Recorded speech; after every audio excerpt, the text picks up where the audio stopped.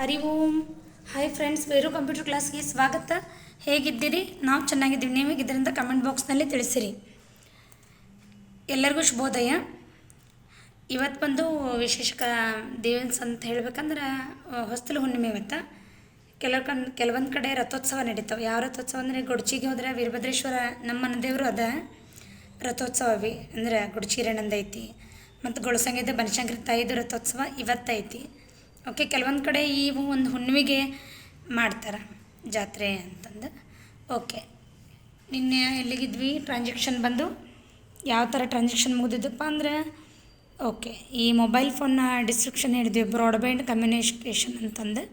Okay, next ಬಂದು office maintenance. Mister Virendra paid office maintenance of cash ₹800 ಅಂತ ಐತಿ. Okay, ಅಂದರೆ ಏನಂದ್ರೆ ಫಸ್ಟ್ ಟ್ಯಾಲಿ ಓಪನ್ ಮಾಡ್ಕೊಂಡ್ಬಿಡೋಣ ಅಂತಕ್ಕ. ಟ್ಯಾಲಿಯಲ್ಲಿ ಬಂದು ಡಬಲ್ ಸೆಲೆಕ್ಟ್ ಕ್ಲಿಕ್. ಜಸ್ಟ್ ಮೊದಲೇ ಹೇಳ್ದಂಗೆ ಮೌಸ್ ಬೇಕಾಗಿಲ್ಲ ಇದಕ್ಕೆ.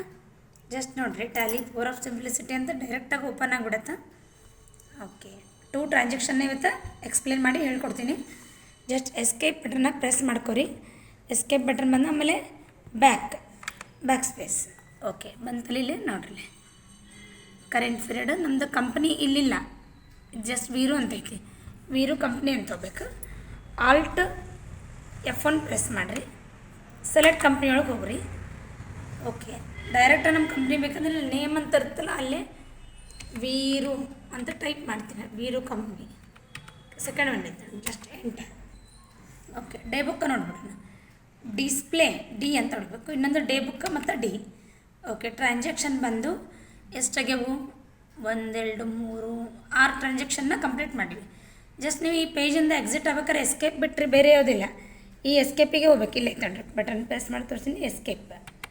ಓಕೆ, ಎಸ್ಕೇಪ್ ಅಂದ ತಕ್ಷಣ ಹಿಂದೆ ಹೋಗೋದು ಅಂದಂಗೆ. ಓಕೆ, ಓಚರ್ ಮೇಂಟೆನೆನ್ಸ್ಗೆ ಖರ್ಚು ಮಾಡೋದಂದ್ರೆ ಏನು? ಆಫೀಸ್ ಮೇಂಟೆನೆನ್ಸ್ ಅಂದ್ರೆ ಈಗ ಆಫೀಸ್ ಮೇಂಟೆನೆನ್ಸ್ ಅಂತ ಇರ್ತಾವೆ. ಏನೇನು ಆಫೀಸ್ ಮೇಂಟೆನೆನ್ಸ್ ಖರ್ಚು? ಒಂದು ಆಯಿಲ್ ಬಾಟಲ್ ಕಂಪ್ಯೂಟರ್ ಒರೆಸೋದಕ್ಕಾಗಿರಲಿ, ಅಥವಾ ಮಷಿನ್ ಬೇರೆ ಬೇರೆ ಥರದ ಮಷಿನ್ ಒರೆಸೋದಕ್ಕಾಗಿರಲಿ, ಬಟ್ಟೆ ಬೇಕು, ಅದಕ್ಕೆ ಶಾಂಪೂ ಬೇಕು, ಮತ್ತು ಬೇರೆ ಥರದ್ದೊಂದು ಯಾವುದರ ಒಂದು ಮಟೀರಿಯಲ್ಸ್ ಬೇಕು ಅದಕ್ಕೆ. ಮತ್ತು ಆಮೇಲೆ ಈ ಆಫೀಸ್ ಮೇಂಟೆನ್ಸ್ಗೆ ಕಸ ಗುಡಿಸೋದಕ್ಕೆ ಪೋರಿಕೆಗಿರ್ಬೋದು, ಬೇರೆ ಬೇರೆ ಥರದ್ದು ಇರ್ತಾವೆ. ಅದಕ್ಕೆ ಆಫೀಸ್ ಮೇಂಟೆನೆನ್ಸ್ ಒಂದು ಖರ್ಚು ಹಾಕ್ಬಿಡೋದು ತಿಂಗಳ ಇಂತಿಷ್ಟು ಅಂತಂದು.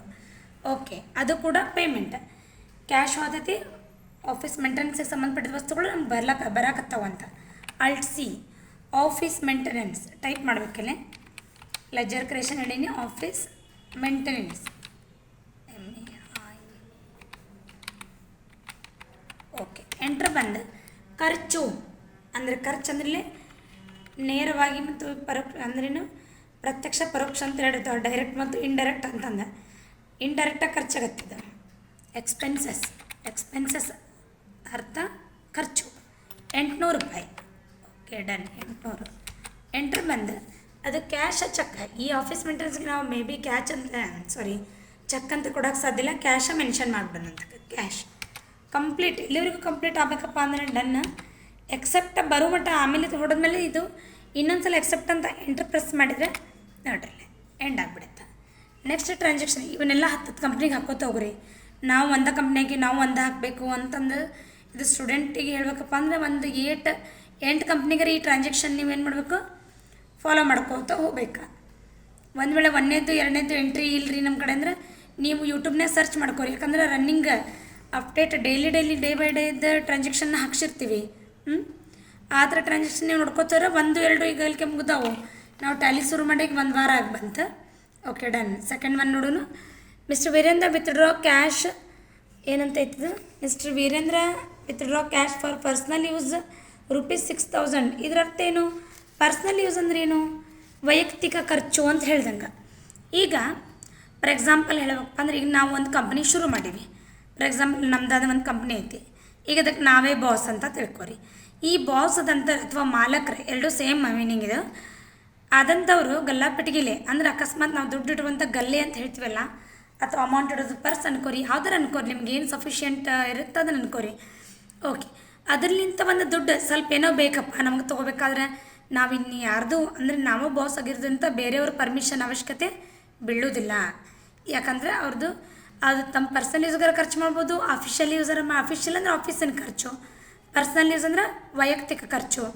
ಆ ವೈಯಕ್ತಿಕ ಖರ್ಚಾಗ ನಾವು ತೊಗೊಳತ್ತೀವಿ 6,000 ರೂಪಾಯಿ ತೊಗೊಳಕತ್ತೀವಿ ಅಂದ್ರೆ ಅದು ಬಂಡವಾಳನ ದುಡ್ಡು ತೊಗೋತಿರ್ತೀವಿ ಅಂತ ಅರ್ಥ ಆಗಿದ್ದರಿಂದ ಪೇಮೆಂಟ್ ಏನು ಪ್ರೆಸ್ ಮಾಡೋಕ್ಕೂ ಪೇಮೆಂಟ್ನಾಗ ಆಲ್ರೆಡಿ ಇದೆ ಇನ್ನು.